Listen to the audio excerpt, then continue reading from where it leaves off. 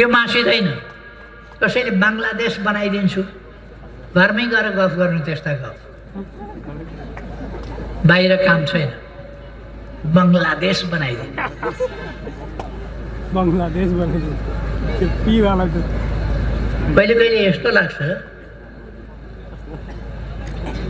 बाँसको झ्याङको छेउमा एउटा नर्कट उम्रिन्छ, बाँसको टुसो भन्दा छिटो बढ्छ, बाँस अलिक यत्रो हुँदाखेरि नर्कट अलिक ठुलो भइसक्छ। अर्कोपल्ट हेर्न जाँदा नर्कट बुढो भएर ढलिसक्यो। नयाँ नर्कट त्यस्तै हो।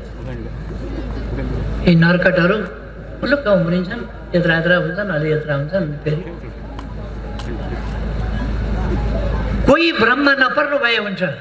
देश चलाउन सिद्धान्त चाहिन्छ, नीति चाहिन्छ, सङ्कल्प चाहिन्छ, अठोट चाहिन्छ। सहकारी ठगे जस्तो हुँदैन देश चलाउनु भनेको। अरूलाई बुर्ग उफ्रिएर मुख छाडे जस्तो हुँदैन देश चलाउनु।